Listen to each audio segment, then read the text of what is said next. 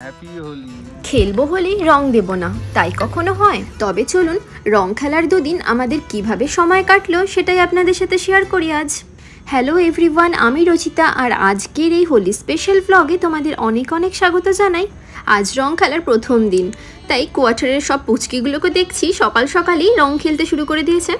এরপর আমিও ভাবলাম হোলি স্পেশাল কিছু একটা মিষ্টি মুখ করানোর জন্য তৈরি করা উচিত, তাই চটজলদি তৈরি করে নিলাম মালপোয়া। আর মালপোয়াগুলো ভেজে নিয়ে যাব সোসাইটির রং খেলা দেখতে। আর ছোট ছোট পুচকিগুলো হয়তো নাচ গান এগুলোই করবে। তো চলুন মালপোয়াগুলো তাড়াতাড়ি ভেজে নিই। সকাল সকাল ও চলে গিয়েছে ডিউটিতে, আর আমিও মালপোয়াগুলো ভেজে নিয়ে বেরিয়ে পড়লাম। তো বেরিয়ে নিয়ে প্রথমে সৃষ্টির সাথে দেখা হয়ে গেল। ওরও ডান্স রয়েছে, তো সেই জন্য সাজুগুজু করে নিয়েছে। এরপর আমরা সবাই মিলে রং খেললাম, রিলস বানালাম আর ফটো তুললাম। এই যে দেখুন ছোট ছোট পুচকিগুলো পুরো রং খেলায় মেতে উঠেছে। আমাদের ছোটবেলাতেও কিন্তু রং খেলার দিনগুলোতে ভীষণ ভালো কেটেছে। আমরা জল আর পিচকারি নিয়ে দাঁড়িয়ে থাকতাম যে কখন একটা গাড়ি যাবে তাকে আমরা রং দেব। আর আমাদের কাছে পিচকারি দিয়ে এম করে রং দেওয়া সেটা কিন্তু একটা দারুণ আনন্দের ছিল। সেই আনন্দটা কিন্তু আলাদা মাত্রারই ছিল। তবে এখন বুঝতে পারি এই জল নিয়ে খেলাটা ঠিক নয়। আর এইদিকে দেখুন অনুষ্ঠান শুরু হয়ে গিয়েছে। সুন্দর সুন্দর সেজে এসে সবাই এক এক করে ডান্স করছিল। আজ বসন্ত উৎসব কিন্তু অনেক জায়গাতেই হচ্ছে। আমরা অন্যান্যবার বসন্ত উৎসবে শিলিগুড়ির বসুন্ধরাতেই যাই, আর সেখানকার পরিবেশ অনুষ্ঠান সবটাই ভীষণ ভালো লাগে।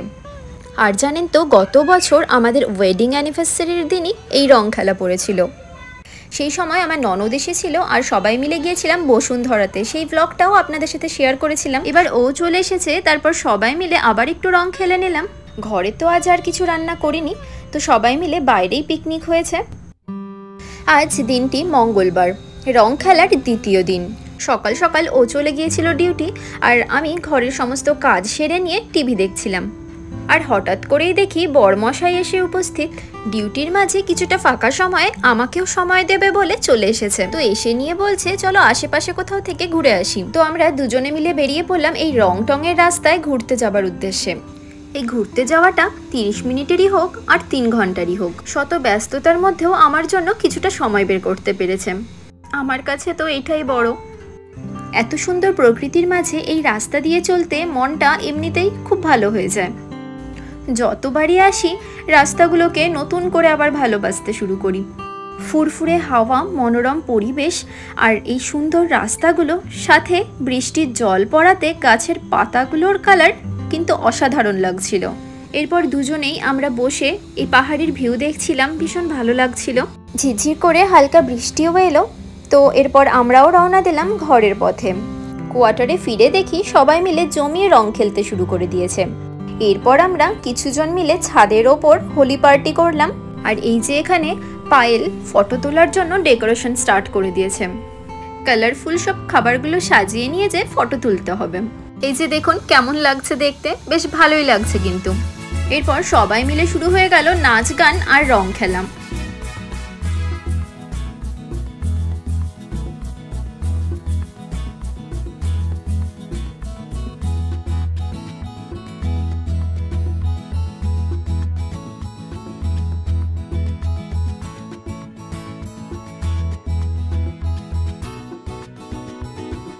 তো এইভাবেই আমরা নাচ গান করে খুব মজা করলাম। তো আজকের ভ্লগ এখানেই শেষ করছি। তোমাদের যদি ভালো লেগে থাকে অবশ্যই লাইক আর কমেন্ট করে দিও। আর আমার চ্যানেলের নতুন বন্ধু হলে অবশ্যই সাবস্ক্রাইব আর ফলো করে দেওয়ার অনুরোধ রইল। Thank you for watching.